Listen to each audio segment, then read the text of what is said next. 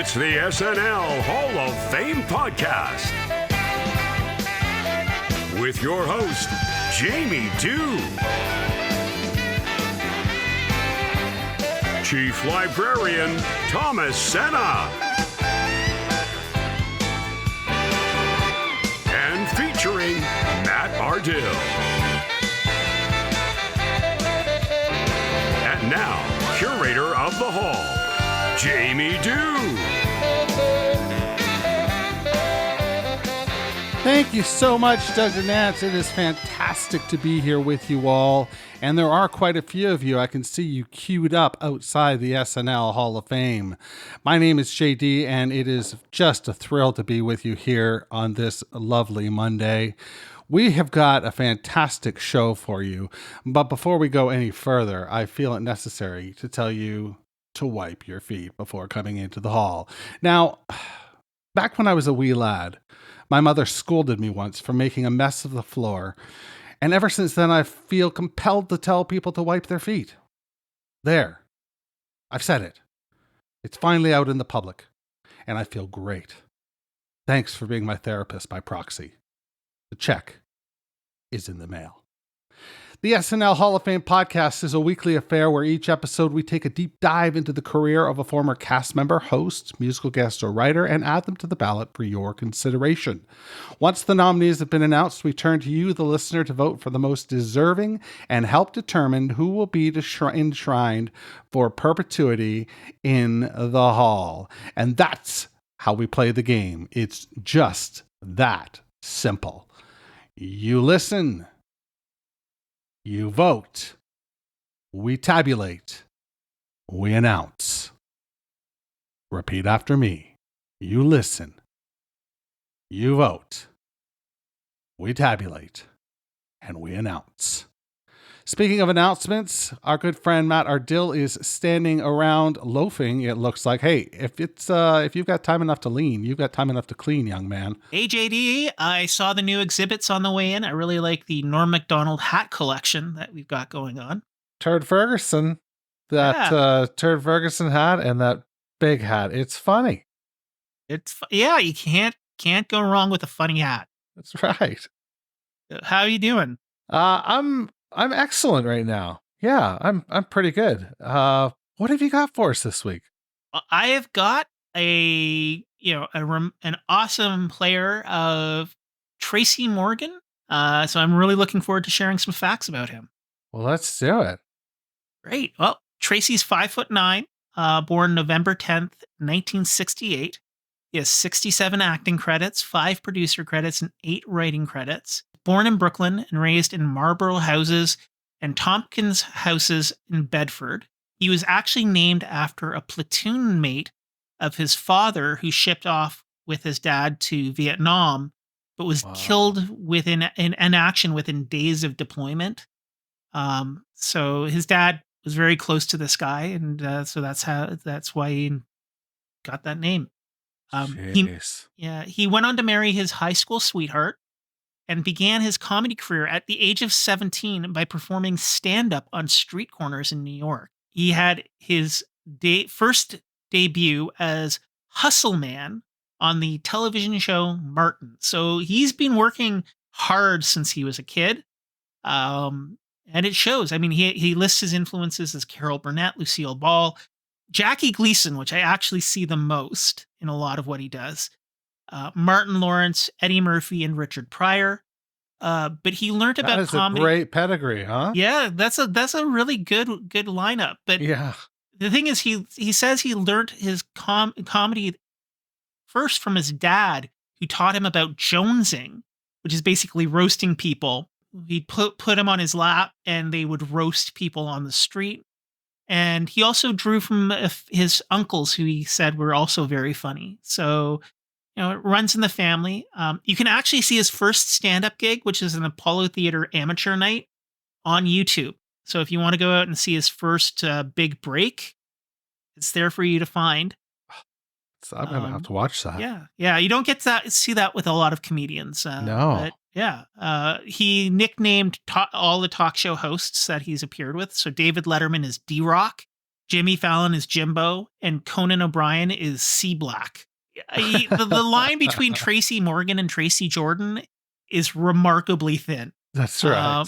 Yeah, so he has lobster for dinner every day. He does, in fact, own sharks. He has, at this point, 15. And he has a backyard tank. And now, to be fair, he has a very close relationship with his daughter, who wants to be a marine biologist. So at least partially he's doing this for her. Oh, what's a shark pony? Yeah, it's a shark pony. Yeah, some people get ponies. She got shark pony.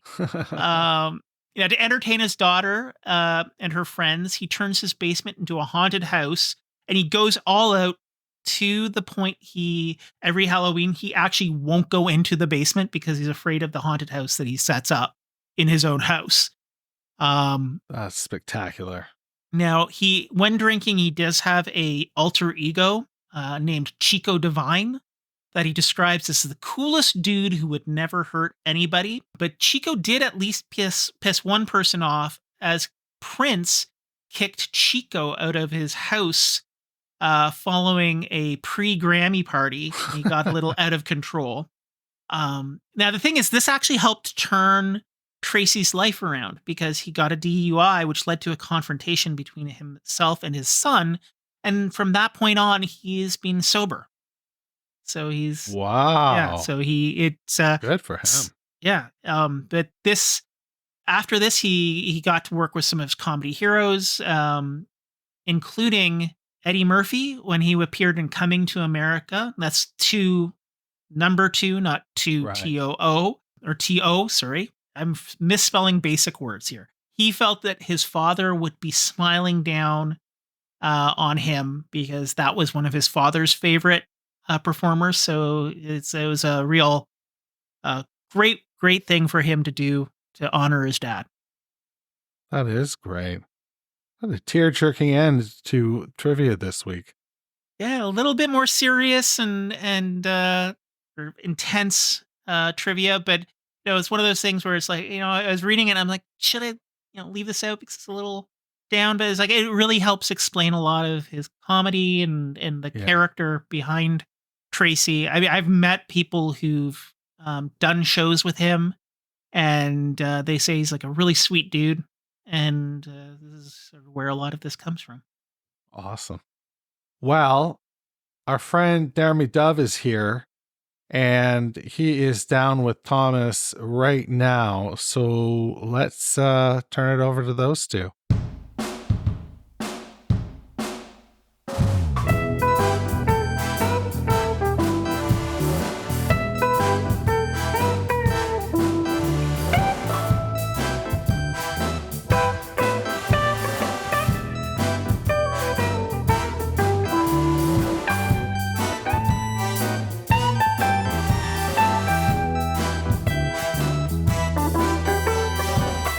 Right, Matt Ardill, JD, thank you so much for that. And I am excited today because we have, first of all, a great guest.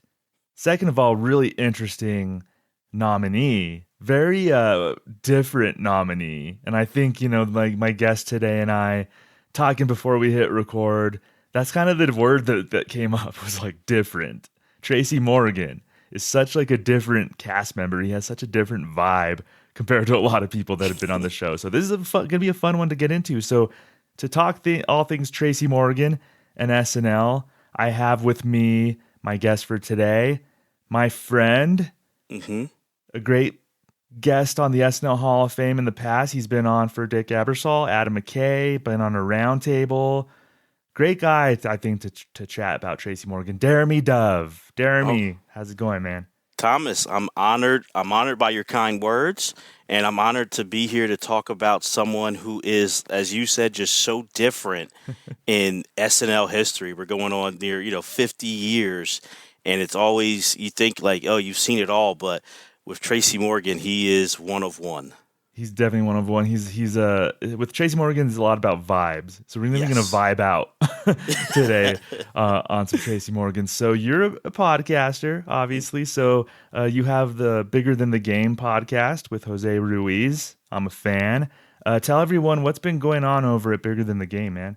Well, we just did our most recent episode was on, the 60th anniversary of Sonny Liston versus Cassius Clay, who later became Muhammad Ali. And it was just incredible that it's been 60 years since that legendary and epic match. And it was kind of fun to look at. I know you'll enjoy this, Thomas. In the same month, February of 1964, the Beatles went on Ed Sullivan, and young Cassius Clay, Muhammad Ali, upset Sonny Liston, become heavyweight champion.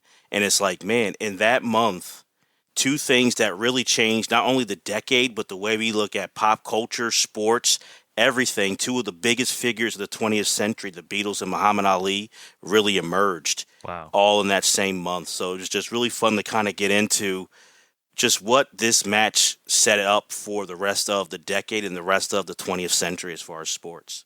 I love it. You guys talk sports history, but you break it down. You put it into that context.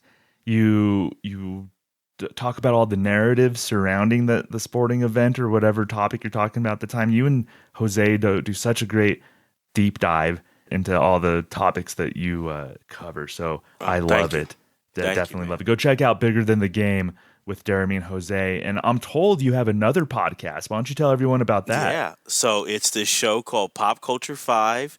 It's me and this guy. What's his name? I think it's Thomas Senna. Oh my gosh. That's right. We do have a podcast together. We have Deremy. a show. Yeah. I mean, who would have thought it?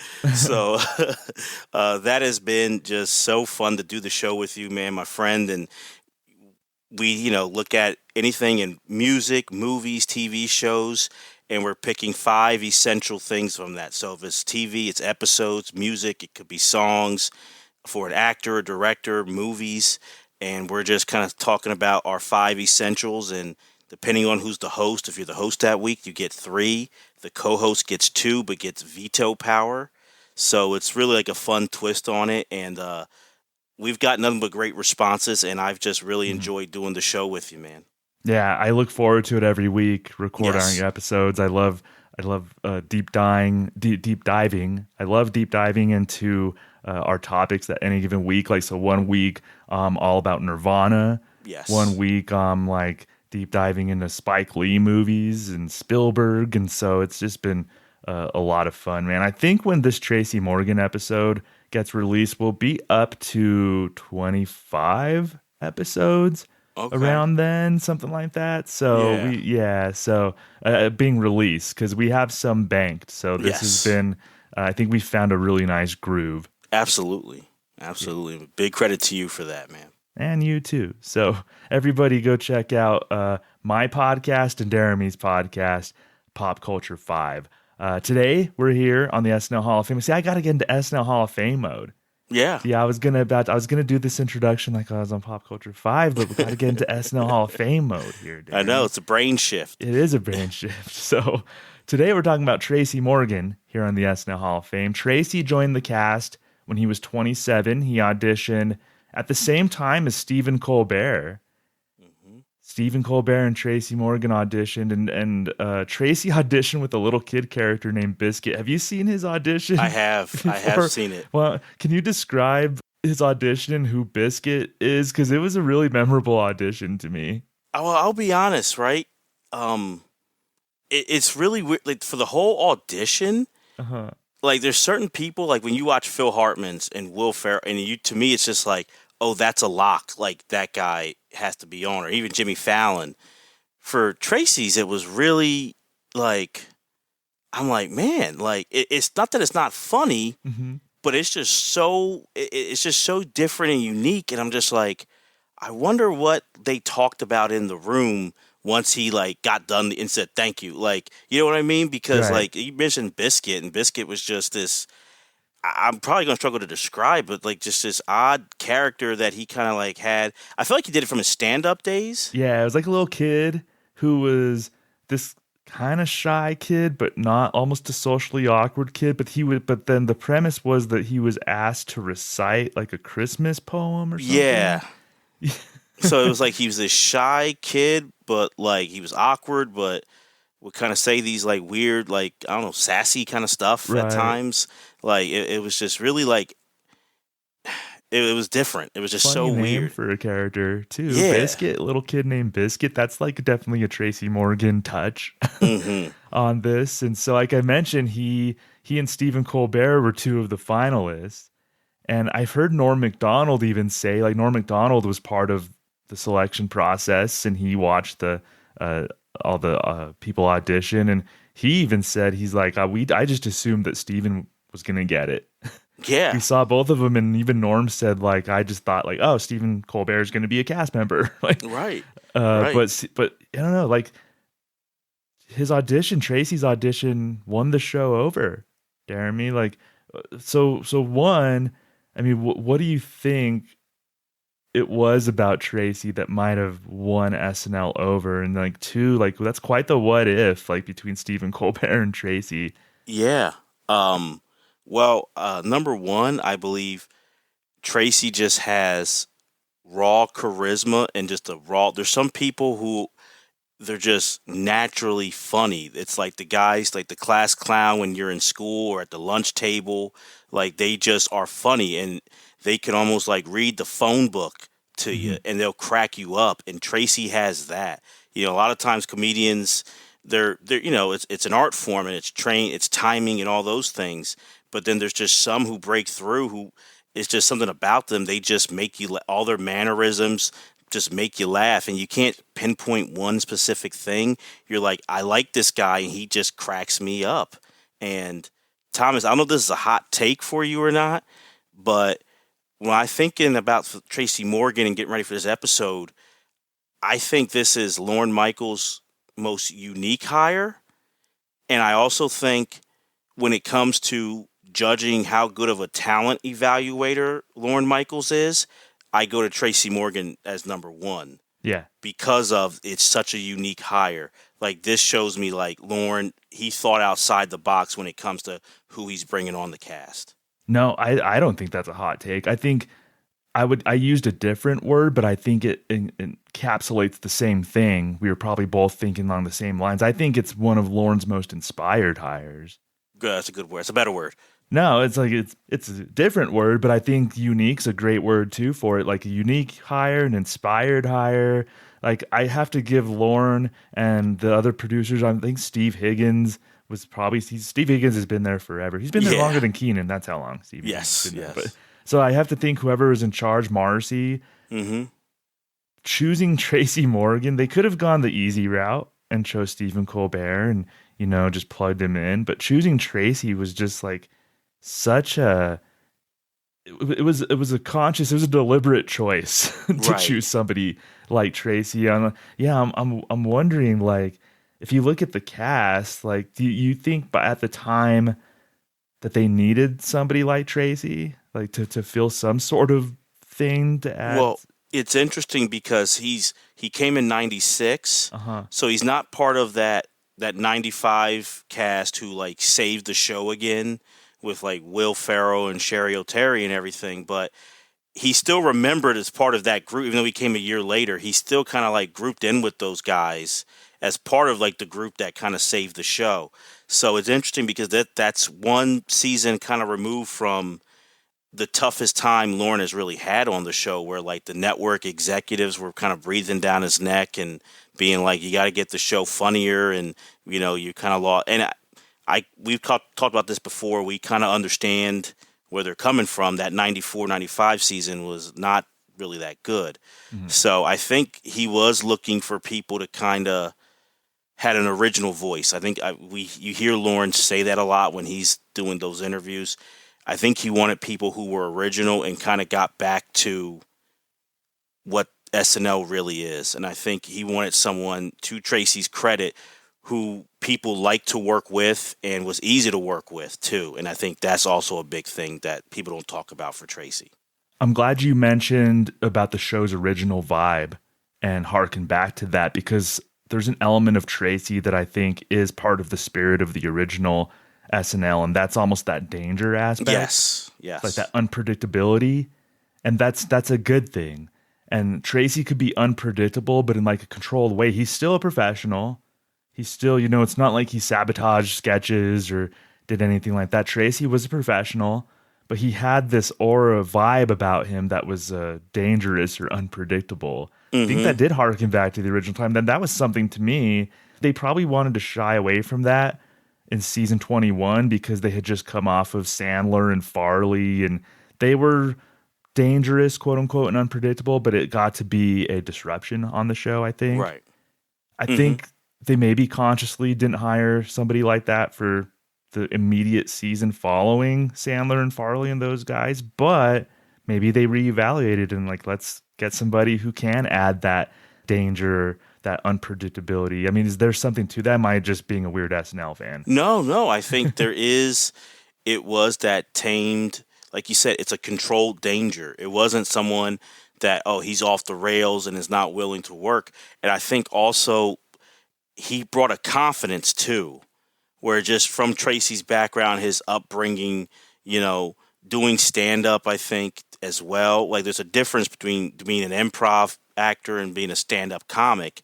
And I think Tracy just kind of did, not to say he's in this person's ballpark overall as far as SNL, but one thing about Eddie Murphy, when he was a part of that cast that replaced the original, the people from the first 5 years, a lot of those guys, and I understand, rightfully so, they're replacing the epic first 5 years. They were scared. They were nervous, all this pressure, the press is on them. And everyone always said Eddie just had a confidence where he didn't care. He's like, I know I'm good, I'm doing it. And I'm not saying Tracy's Eddie Murphy, but Tracy kind of always gives a confidence of, I know who I am. I don't care what you think. I'm here. I'm ready to go. And I think that's what Tracy kind of really brought. I feel like Lorne and the others kind of saw in him. He wouldn't be scared of the moment. No, I definitely agree. And Tracy was confident in the material. Like, he's like, I know this is funny. I know my inflection's funny. I know, like, I just know what's funny about this. And so I'm going to get on screen and show you. So that's such a good point. And I think another element, especially around this time, 96, when Tracy got hired, that fascinates me. It's hard to think about Tracy getting cast around this time, to me, without thinking about SNL's history, somewhat tenuous history with Black cast members. So I'm wondering, Deremy, like, can you talk about the show's history with Black cast members, like up until that point, and even like on? Yeah. It's been something. I remember when I first saw Tracy do stand-up comedy, it was after he had left SNL, but people in the crowd were yelling out, like, Brian Fellows and everything. And he made the joke that, honestly, my whole life I heard, which is like, Black people don't watch SNL except for when Eddie Murphy was on there. Right. And my whole life, people in my own family, I felt weird because me and my brother liked it, but they were like, we don't watch that except for when Eddie Murphy was on. And it was always, you saw what happened in the original cast with Garrett Morris and how, he really was neglected and just kind of stereotyped and made to just either wear drag or just play a token Black. And I think Eddie Murphy, he talked about his struggles and he had those battles too, but he was such a star and the show had no stars. So he kind of really emerged and became that guy. But then you see Damon Wayans came and he had struggles and just frustrations of being that only Black voice. And you're seeing a room filled with white people who don't understand you, not willing to really understand you because they're going to go to this performer who they either know or feel like will get their work over better. They're not sitting down trying to understand your comedic sensibility, understand your background. And, you saw that from Damon. It went to, Chris Rock had the same battles. And he really struggled there where everyone here knows Chris Rock and legendary stand-up comic. But if he wasn't who he became after SNL, no one really remembers what Chris Rock did in that time. And that's a glorious time, those early 90s of SNL. So really you look at from Eddie Murphy, by the time Tracy comes on there, Tim Meadows was on, but he, did his roles and stuff like that, but didn't really like stripe it. And I feel like now he gets a little more appreciation for his time on SNL, but I feel like he was kind of like an underrated. He could do a lot of things, but minus like, the OJ, when the OJ trial happened, I feel like that kind of helped him out. And then the Ladies Man a little bit, but never really got that shining star treatment that I think Tim Meadows should have gotten too.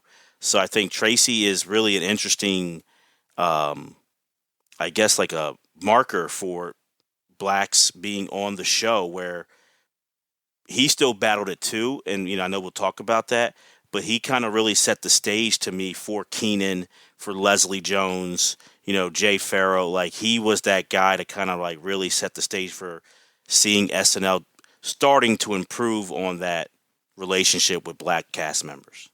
Oh, that's really great perspective and well put. And even though we're all SNL fans, love the show, I wouldn't be doing an SNL podcast if I didn't love the show. But there's also in the show's 49-year history stuff that they need to reckon with. This is their treatment of women, their treatment of black cast members, maybe not enough representation. Yeah. Even like as a Latino myself, I always kind of look like about Latino representation as well. I mean, that's just the reality of it, and something that I know SNL about when Leslie got hired. That's something that they made a conscious effort to get a black woman onto the show, and that was almost spearheaded by Kenan, telling them like, you know what, look, like you need to hire a black woman. There's plenty of qualified black women to do a lot of these roles. You need to get one on the cast. No, and I think it was shown in the conversations. Like, you look at it when In Living Color came out in the early 90s, and just like, okay, then what are we saying here? Like, there's this show on Fox that's reaching this other demographic, and then people are kind of like, I think, kind of trying to say like, oh, there's not that whole excuse of, well, there's no one to bring on. And it's like, that was a lie. You saw from the Wayans to all these different people, it's funny that Damon Wayans, this great comedic talent, was on Saturday Night Live and was just misused, and then becomes an all-time sketch performer on In Living Color, 4 years later. Like, what's that say to you? Exactly. He was so frustrated on SNL that he sabotaged a sketch. Yeah. The Monopoly Man sketch with John Lovitz. Like, Damon just sort of sabotaged it, and he wanted out. Right, and Chris Rock leaves SNL to go to In Living Color because he's like, hey, that's where my voice will be heard. Now, he picked bad timing because it was the Wayans, they left In Living Color, so his timing was off. But the decision to me was correct, where it's like, yeah, who's going to get your voice heard and understood? It's like, not Saturday Night Live. And Chris Rock has said there were so many great comedic minds, from Jim Downey, Al Franken, different, Lorne, and great cast members, great friends of his, but still, like, he wasn't being represented and wasn't being heard there.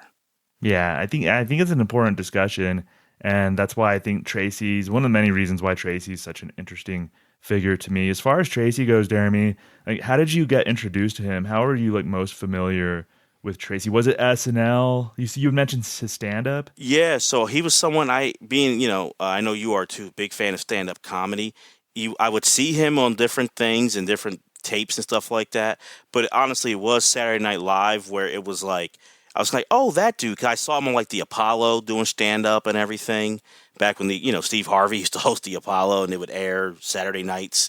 And I remember seeing Tracy Morgan. And then when I saw him on Saturday Night Live, I was like, oh, that guy. Because like this mid-90s era is when I really started watching SNL live. I would watch the reruns before, but like watching it live was kind of like around 93, 94.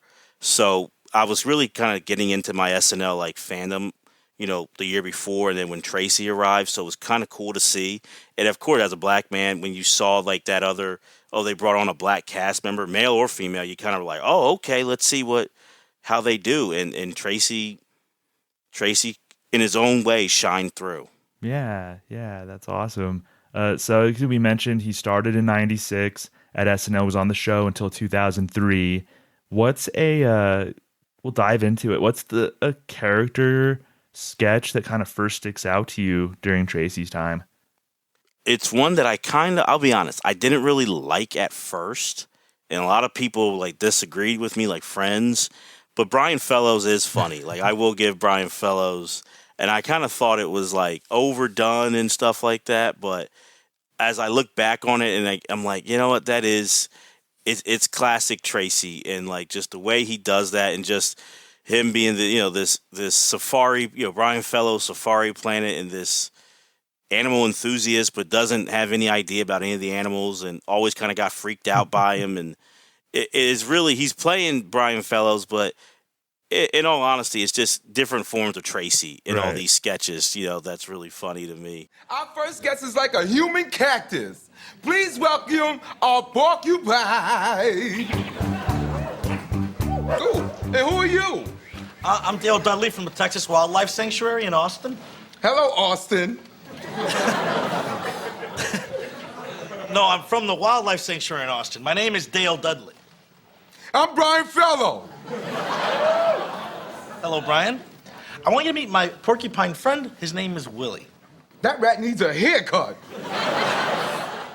So that one, and then the classic Christmas band member. I thought, I loved that. I loved it when it happened. I remember watching it live and loving it, and I still love it to this day.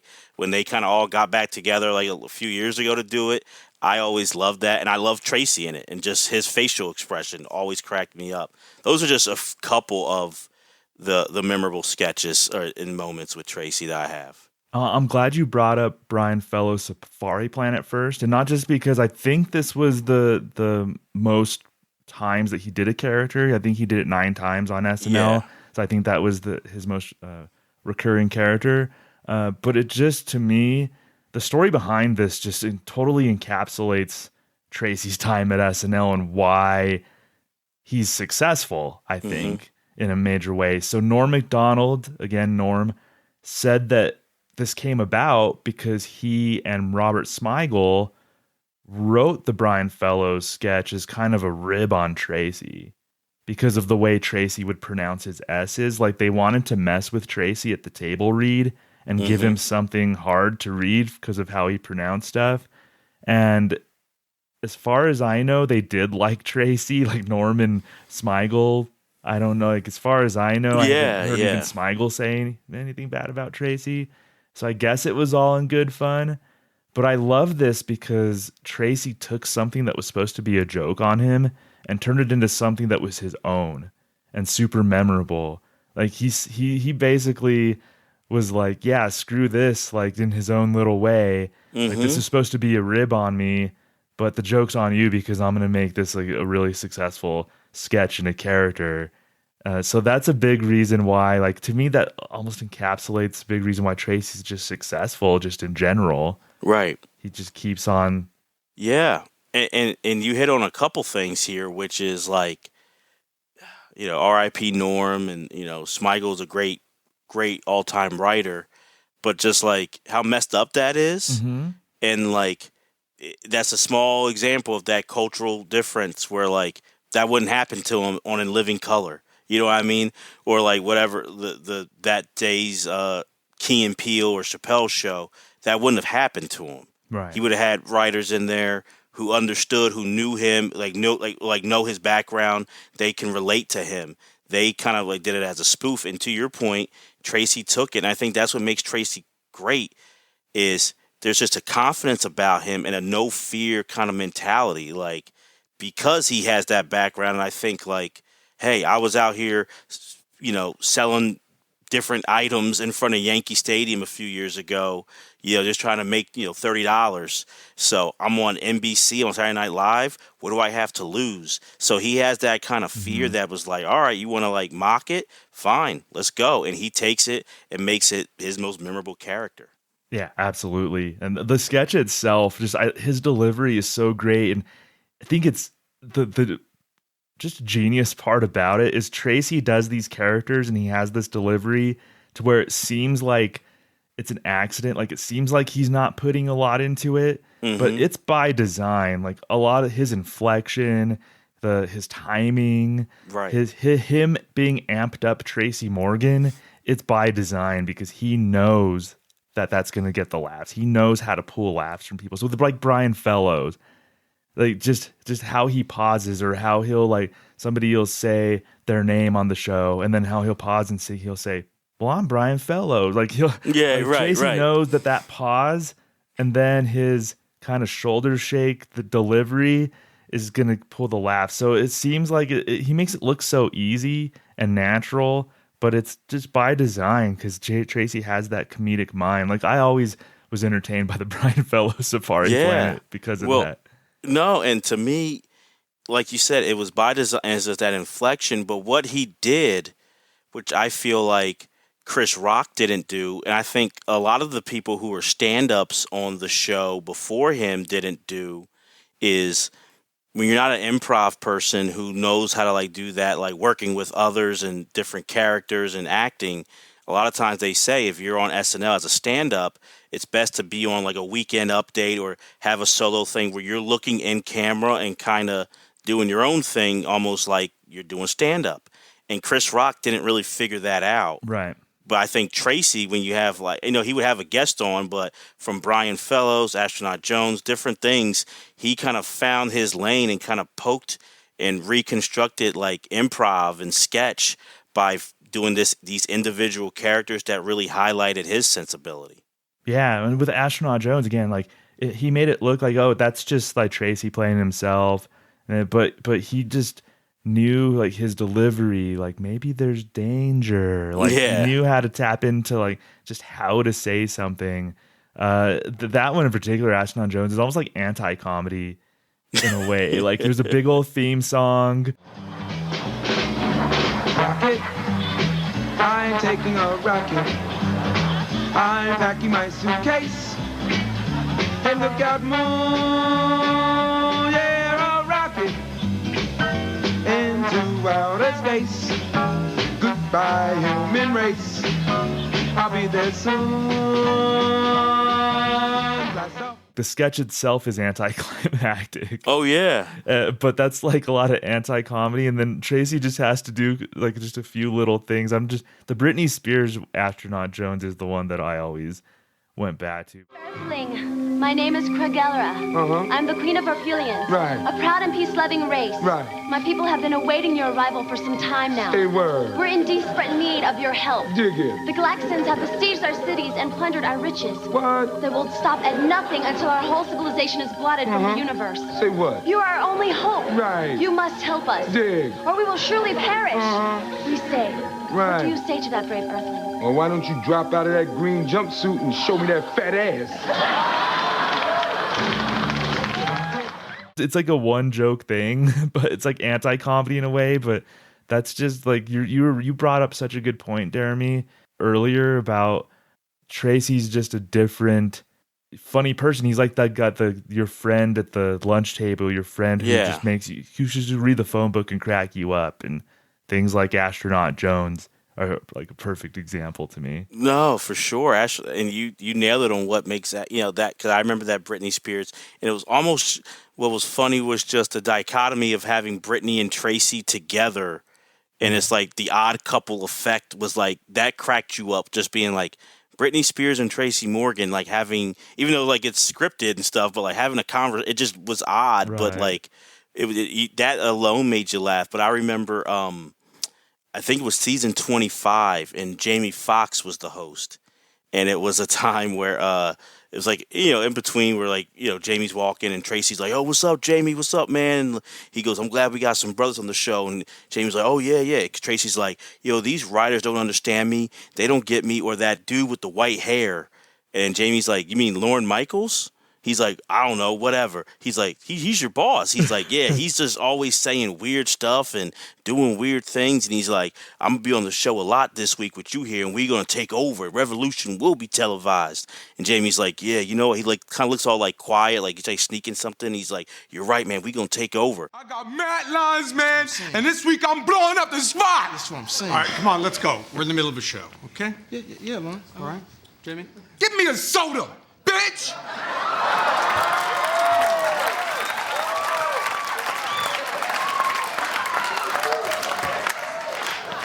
Okay. All right. But it was one of my favorite Tracy Morgan moments, because he just that line, get me a soda. Like, he just nailed it. Bitch, yeah. Yeah, bitch. And Lauren just goes, okay. I'm like, that was great. That was like that dangerous aspect of Tracy that I always love. Like he's like one of the only ones that could pull that off convincingly. Quite honestly, we're in season 49, and I think the current cast is missing someone like that. For sure. If they try to do a backstage, and like Andrews Music is my favorite cast member currently.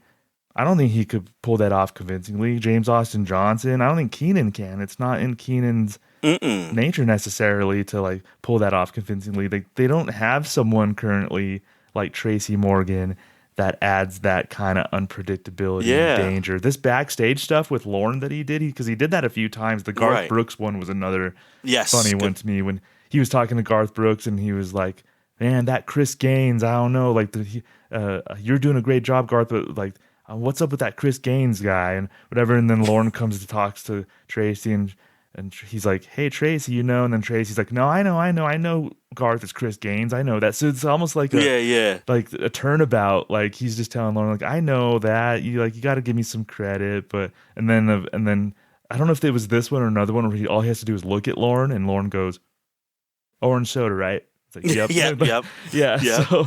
So credit to Lorne for playing along, but Tracy's the only one, or one of the few, I think, over the last 25 years or so that can pull something off like that convincingly. And I think you're right, and it's not a knock on cast members past or present. You like you said, Kenan's great. He that's just not who he is. Mm-hmm. And the people who were on with Tracy, that's not who they were. Like, you can't teach that, what Tracy had. Like, it just comes from, it's part natural, part upbringing and your experiences. But like, I always think about something. Jim Brewer told a story. I forget what radio show he was on, but he talks about, him and Tracy kind of were high around the same time. And it was the week that, tragically, like when Farley came and hosted, and how he was just not in good shape. And Marcy, he said Marcy went because he was not doing well during the week and not showing up and was not all there. So he was trying to hang out with like different people in the cast, and Jim Brewer's like, me and Tracy weren't doing that. But then like Marcy and people were looking at those two and kind of put it on them like, oh, you two must be getting Chris into trouble. And so they said Marcy went into like the office, talked to Jim and Tracy, and was like, you two need to stay away from Chris, so do all these things and like leave him alone. And Jim Brewer was like, I'm new, so I got nervous and scared. And he said, credit to Tracy, he said Tracy stood up and said, I'm a grown man with children's. You can't talk to me that way. I got children's. You ain't gonna talk to me like that. And he was like, but credit to him, he's like, I didn't do nothing. I'm a grown man with children's. And I'm like, yeah. And Jim Brewer said it, and I'm like, right. Like, he was like, nah, new or not, you're not going to come in and accuse me of something that I didn't do and disrespect me. I'm going to stick up for myself.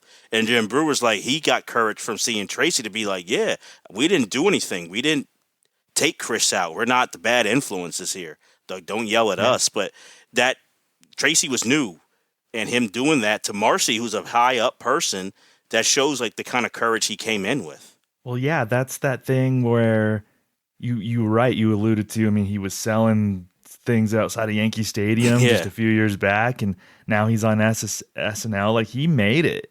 Mm-hmm. Like, he's making that salary. That's why he said during when he was going to his audition, he was confident, because he was like, I shouldn't even be here. Like, the fact that I'm in this last audition, like, I got nothing to lose. Like, I'm gonna go in here and just like show my stuff and just be confident, because and so that's just how he carried himself. He's like, and almost like I shouldn't be here sort of way. So like, I already won. The fact that I'm in this room, I already won. So I'm not going to compromise myself and like stand down to like Marcy Klein or something, like when she comes in and tries to yell at us for something that we didn't do, especially. Like, that's just speaks a lot to how Tracy even got to the show, I think. Right. Yeah. No, for sure. For sure. It just kind of shows, especially by the time you get to the 90s and on, even before then, but that is the goal of so many improv actors, whether you're at Second City or the Groundlings or whatever, is to make it to Saturday Night Live. That's the goal. So then, of course, no matter how talented you are, if you're on that level and trying to get to SNL, if you get there, you're going to be, especially early on, nervous and I'm not knocking anyone, but scared, because this was your dream. This is the big time SNL. I can make it here. I can maybe be a movie star or a TV star from here. So then if you have, you're trying to kiss up to the writers and the big time producers. I think it was an advantage for a guy like Tracy Morgan, same like it was for Eddie back in the early 80s. That wasn't they were stand up, like that wasn't their goal. And it was just like, all right, like we know what it's like to be in front of this crowd on our own and having to make someone laugh. And when I come here, like I'm not intimidated by this stage. I made it the fact that I'm already here. I made it here. Let's go. What's the worst that could happen to me? Yeah, that speaks to why we're even talking about him right now and why he resonates as such a fan favorite.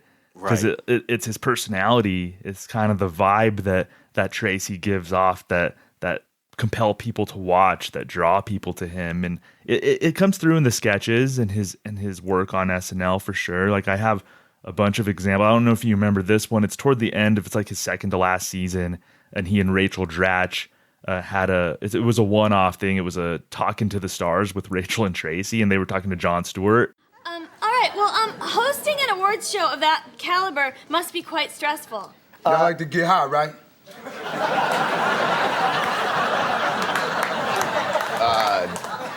No, I don't. What? Get real, Dratch. I've been backstage at those award shows, man. The Source Awards was like Weed City, bruh.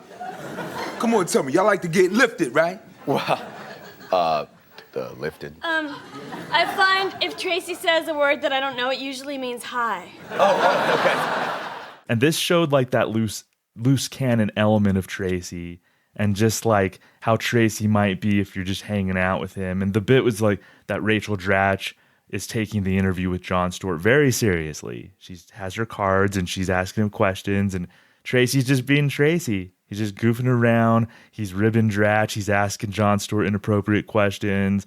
And that's just like the vibe, like that one, that sketch with Rachel Dratch, like that perfectly encapsulates just that whole vibe to me. Deremy, Yeah. like there's a reason, like I heard you kind of break into a Tracy Morgan voice. Like there's a reason why people want to like imitate Tracy. So I'm going to take you outside and get you pregnant. Like people just want, I'm going to get you pregnant. Do a doo-doo Pampers. Yeah, Jay Moore does a great Tracy Morgan if you ever. Oh, yeah. But there's a reason why people just want to imitate him and love him and want to imitate his mannerisms and the way he, because he just gives off that like vibe. Yeah, there's something that he has that is rare, that sometimes it's more valuable than if you're the most polished or you're the best writer or the best, setup guy. And you can see it with certain people in, pop culture, or even like in politics. There's certain people who they just have a likability that comes through the screen. And people you like them no matter what. They might even portray the worst characters, or they're delivering bad news. But you know what? People just really like this person. And I think Tracy, even in that sketch with Rachel Dratch, you just like Tracy Morgan. I think a lot of us fans just always liked him and gravitated toward him, which is why then and now, for those years, for that era, like you hear Will Ferrell, Cheri Oteri, Molly Shannon, but you're going to hear Tracy Morgan being mentioned too. And not just because of what he's done post SNL, just talking about that era SNL, as he wasn't someone who was always used. I think it's incredible that we still talk about that era in the show's history. And one of the first names we're going to talk about is Tracy Morgan. Yeah, right. That's why this is probably like a different feeling episode, even for the SNL Hall of Fame, which is fitting to me with Tracy Morgan. He was just like a different feeling kind of cast member, just a different dude that we all love. You had mentioned his stand-up, and I've seen a little bit of it. Like, how would you describe his stand-up comedy? Raw and all over the place. I've seen him twice, and I'll be honest, the first time I was at Temple University, and he was about an hour and a half late, and he came out and he seemed unprepared. He had some funny lines just because Tracy's funny, but he seemed unprepared, and it was kind of like underwhelming, I'll be honest. Okay. I went a couple years later and saw him in New York at a comedy club, and he was still that, like we talked about, that raw, like, danger feel, but like he was more prepared. He was on time, and he was a lot better as a stand-up comedy. So it's almost in a way what he brings to SNL, he still brings to stand-up, which is, I would never say Tracy's like number one stand-up of all time, but I would tell anyone, like, should I buy a ticket to see Tracy Morgan do stand-up? I would say yeah, because you're going to laugh. You're going to have a good time because of all the things we're talking about. His just charisma, that sense of danger. You don't know what he's going to say. He doesn't care. He's not afraid of being canceled or not afraid of, like, someone from the crowd may shout something. He's not, like, worried about that. He's going to fire right back or go along with it. You're going to be entertained, and you're going to end up liking him. If you don't know him or you're not sure, you're going to like Tracy. So it's that same kind of vibe. Same vibe. So like there's a sense of danger when he does stand up, but maybe it's a little more chaotic because he doesn't have Lauren or Steve Higgins censors or Marcy Klein or the censors like on him. So, but like similar vibes. Yeah, that's how I felt with some of the stand up that I've seen just on YouTube or going back and watching some of bits and pieces of his specials or whatever. Just some quick hitters too from SNL, like probably some stuff that a lot of people would remember. Dominican Lou. I love to watch the movies, the Sling Blade, the Eddie Maguire, and the English Pages. It's a good movie. A lot of people, they enjoy this movie. They love to see it. They love to see the Tom Cruise. It's very good for them. They like it. What was your favorite part of the movie? I don't know. I didn't see it. I have no time. I'm working all the time, you know. But I hear it's a good movie. It's a good movie. People in the building, they're talking about it a lot. They love the movie. They like to see the movie all the time. They're talking about it. Oh, yeah. He did 3 times. I love Dominican Lou because it was like, Dominican Lou was it was a perfect, like, it's a very specific archetype of a person. It's the person who wants to be part of the conversation, but they haven't really like lived it themselves. So Dominican Lou's always like, yeah, like this thing was good. I hear everybody talking about it. So he's not really giving his opinion. He's saying that like I heard people in the building talk about it. So it's like this person who really wants to be part of the conversation. They want to be clued in, but they don't have like the firsthand experience themselves. So they only have a certain amount of, like I said, firsthand experience to go off of. So he's always like living vicariously through others in a way, and he's fine with it. Yeah. You know what? You just said something that, and maybe I don't know how people will react to this, but when it comes to like, you look at like the legacy of a Dan Aykroyd, one of the things people talk about is the everyday, everyman characters that he brought to, you know, sketch comedy and Saturday Night Live, that like blue collar guy that everyone knows, but you didn't really see on, you know, sketch and on TV yet, like being portrayed that way. And I'm wondering, I feel like Tracy Morgan, even though he has some outrageous characters, some of his characters he kind of brought that too, where but not like his main one, not like Brian Fellows or anything, but like Dominican Lou and some other ones like that, where it's like you know that guy. Yeah. You know that guy. And it was a kind of representation you weren't really seeing on Saturday Night Live before. Oh, I think you're absolutely right. I see a little bit of that too in his Woodrow character. Yes. Obviously, it's like a heightened kind of thing, but I mean, you've come across someone like that, and I can see that, and the commonality too is like there's some heart underneath there too, because somebody like Woodrow, even Brian Fellows, like I root for him. Yeah, he's likable.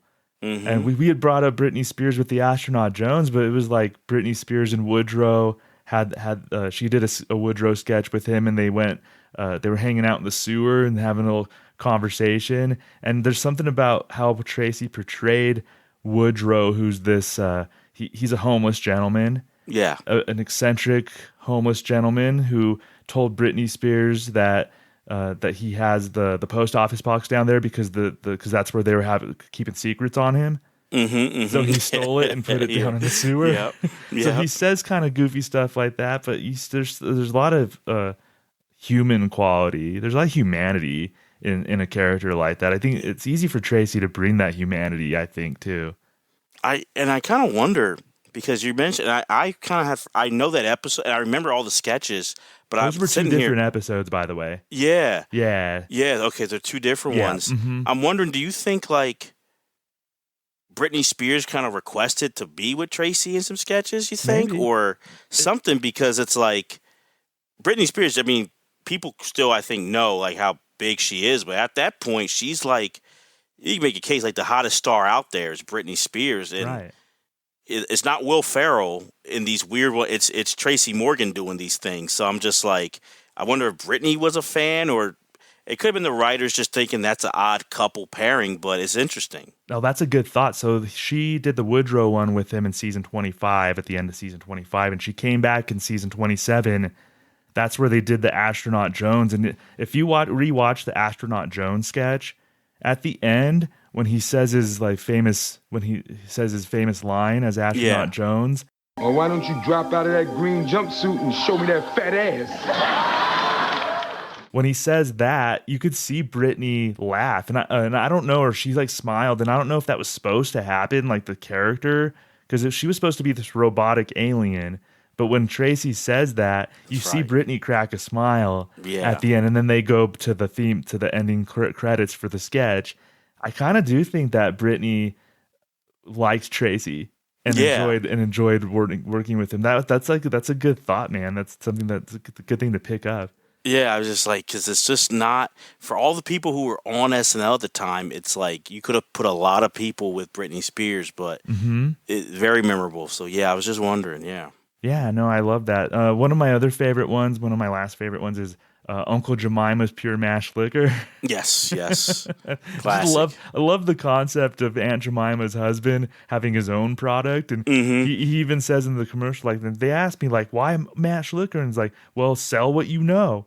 And I know, like, so Tracy's whole delivery in this sketch was just so great, Deremy. Oh, it was classic. Now, she says that selling booze is degrading to our people. I always say that black folk ain't exactly swelling up with pride on account of you flipping flapjack. Ain't I right, Sammy? Listen, don't get me in this mess. Then she say, but why booze? I said, sell what you know, and I know about booze.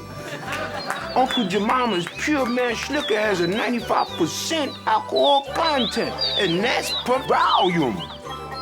What the hell does that mean? That means you get up for less money. And that might be my low key like favorite one. Yeah.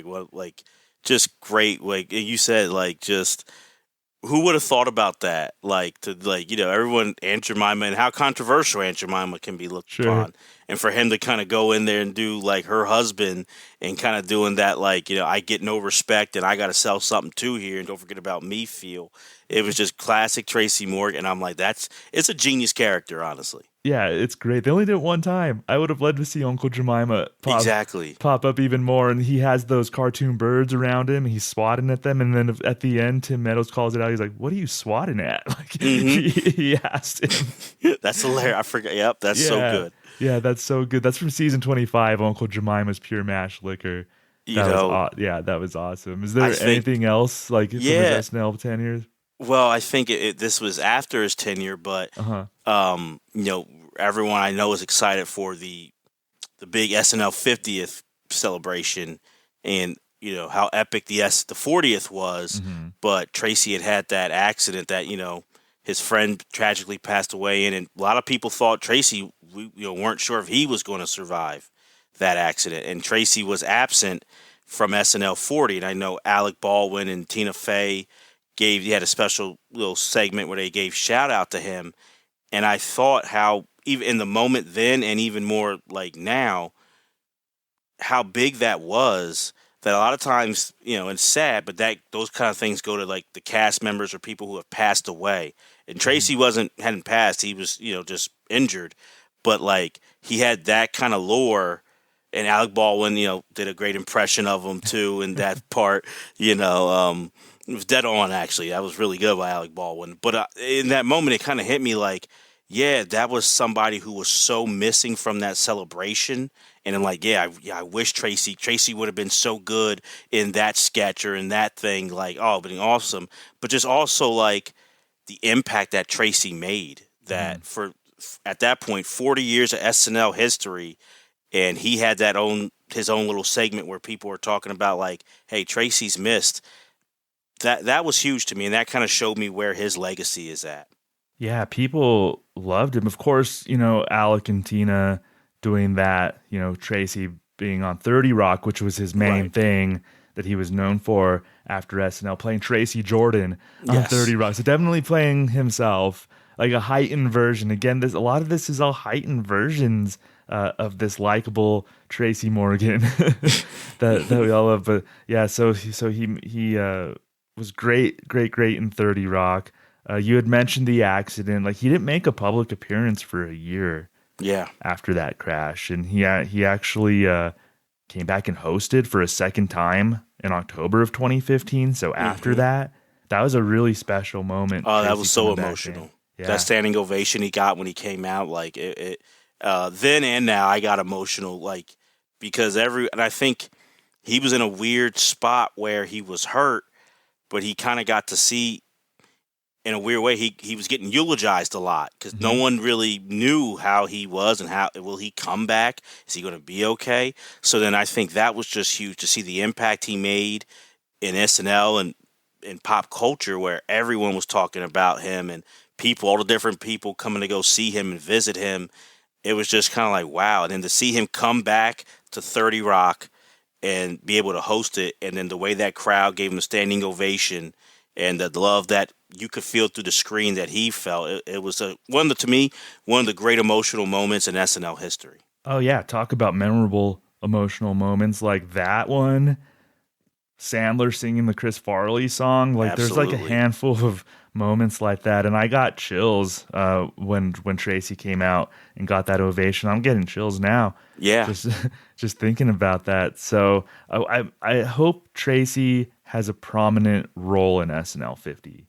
I hope so too, and I think like you almost have to with someone like that. Like, you just kind of he's going to get at least one sketch or one kind of moment, but like you got to really highlight Tracy. He's just too good, too lovable, too charismatic to not use. Like, it's just you got to have it, especially because he couldn't make it for the exactly like make up for that for sure. Yeah. So what would you, if you had to kind of like sum it up for everybody and everything, like what is Tracy's legacy on SNL, his place in SNL history? Yeah, I think to me he's a surefire Hall of Famer, and it's because to me if you look at unicorns in the near, going on 50-year history of the show, if you want to, would call him maybe number one, but to me, if you want to go a little bit expand it, if you're not sure he's number one, he's on the Mount Rushmore of greatest just unicorns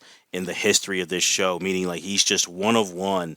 You can't replicate Tracy. Like, you're not going to see someone come after and be like, oh, he's a Tracy Morgan type. It's like Tracy is that guy.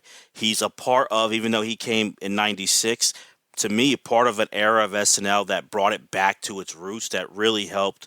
The show was kind of falling off the rails in the mid-90s. He is a part, and I think a big part of helping to bring the show back and the show to have a great run in the late 90s into the 2000s. We think of Will Ferrell and different people like that, and Tina Fey coming on the writing staff and all that. Tracy Morgan is one of those names. I think anytime, for me as a guy who loves SNL and SNL history, we look at legacy. If you were a part of helping to save the show, quote unquote, you always go up a few notches in my boat. And also just what he did, as far as being a trailblazer. And we know like what Eddie Murphy and how he striped it, and he's a top 5 cast member of all time. But there was a huge gap, a huge void, and they wanted Damon to fill that void, and for a lot of reasons he couldn't. They wanted Chris Rock to do it, and he couldn't. And I'm not saying that Tracy Morgan was Eddie Murphy, but he was that first, in my opinion, even more than Tim Meadows, and I love Tim Meadows, but that first, black cast member, that male, to really kind of stripe and stand out. And I really feel he was a good link and a good influence for Kenan, for Jay Farrell, for Leslie Jones, for this wave of black male and female cast members you see in the 2000s and the 2010s and the 2020s who are coming on. And really, and I can honestly say, from my time growing up where it was hard to find any black people who liked SNL besides saying, I watched when Eddie Murphy was on, to now that's totally different. And I know a lot of black people who like SNL. I think maybe not the only reason, but a big part of that is because of what Tracy Morgan laid down that foundation and set the table for those to come after him.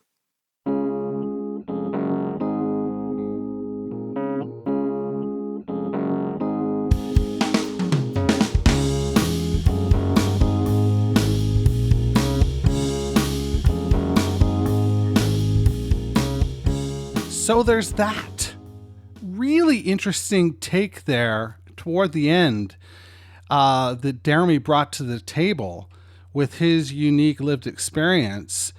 I wouldn't have even considered that. I wouldn't have even thought about that, but that makes a tremendous amount of sense to me. Thank you so much, Deremy, for bringing that to light. And Thomas, another fantastic conversation. You can listen to more of Deremy and Thomas on their podcast called Pop Culture 5. It's available on Dover Podcasts and such.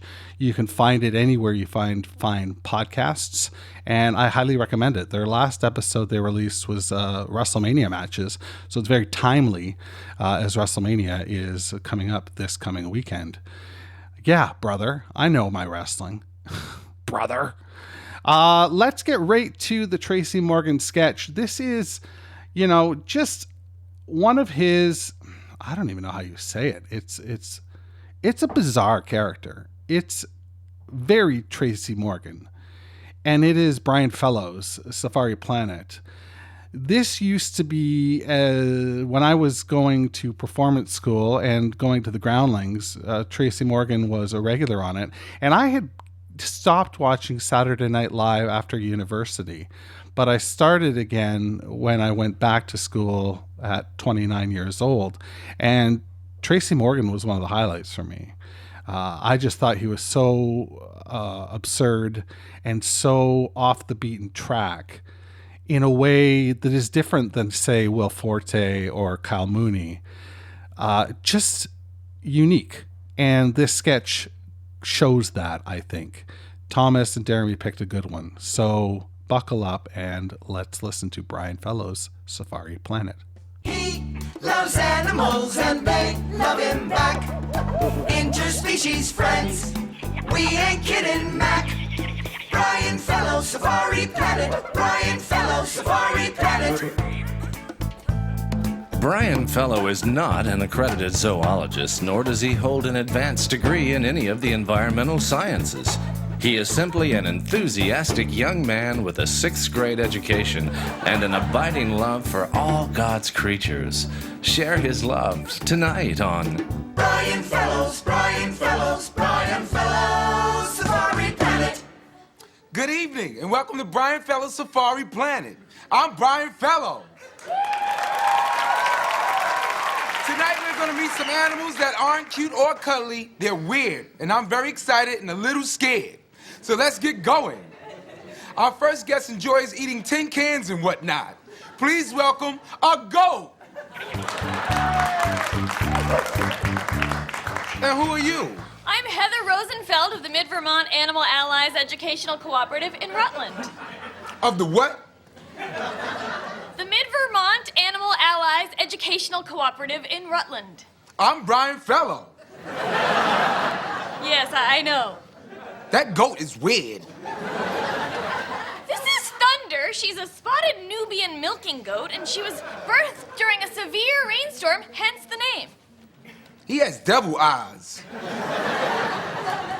Well, it's actually a she, Dr. Fellow, or a doe in goat talk. Goats can't talk? That's crazy. What I mean by goat talk is the lingo that goaters like myself use. Of course, goats can't talk. That's what I said. Yeah, they can't talk. I bet if this goat could talk, he would say things like curse words and call people doo-doo head and sing naughty songs. He's weird. Well, it's a she. I'm Brian Fellows. I know. He just smiled at me. Your devil goat smiled at me. Take him away. All right, come on, Thunder. I know goats can't talk, but they can smile, and I don't like that. Sorry, our next guest is very special. Please welcome a miniature horse.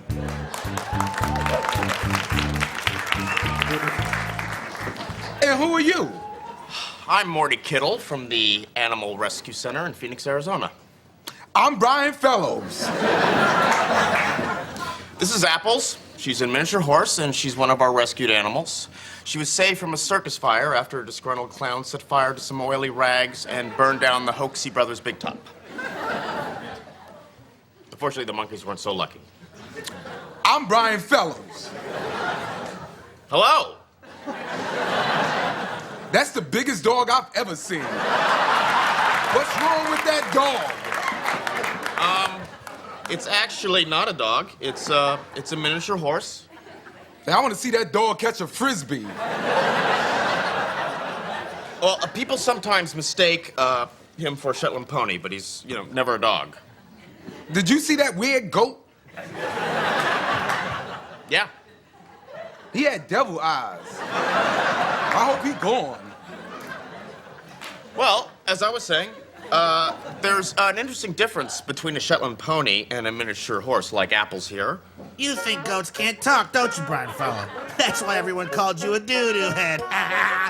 Brian Fellow's a doo-doo head. Shut up! Did you just tell me to shut up? I was talking to that goat. What goat? I'm Brian Fellows.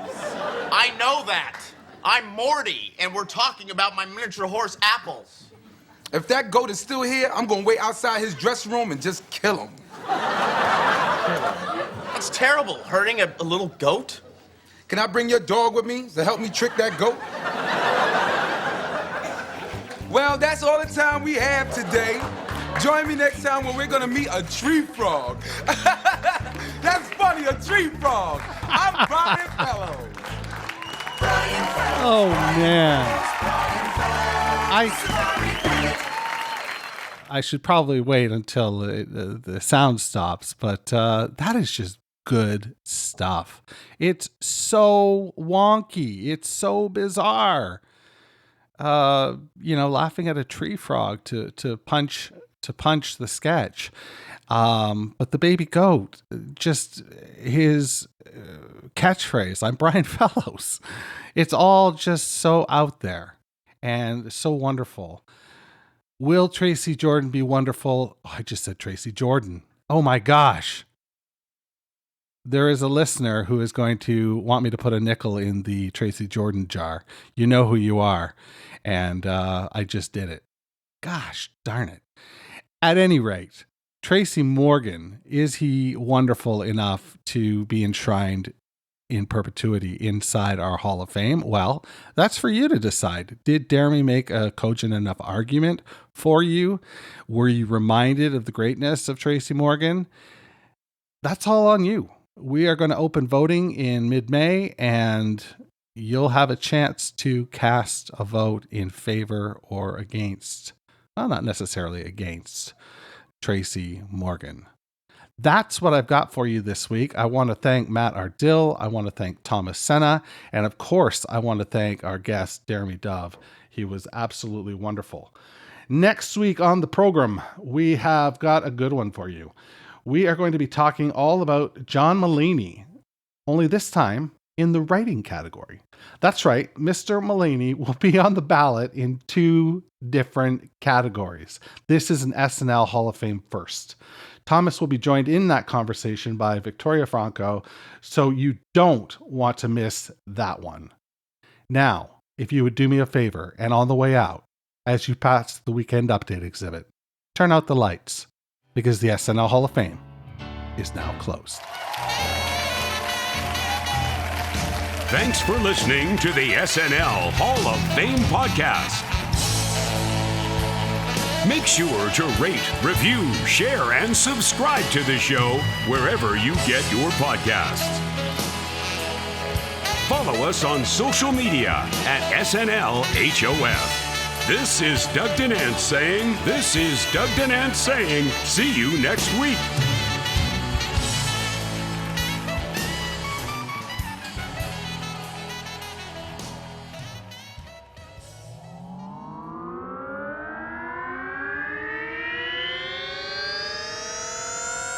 Do podcasts and such.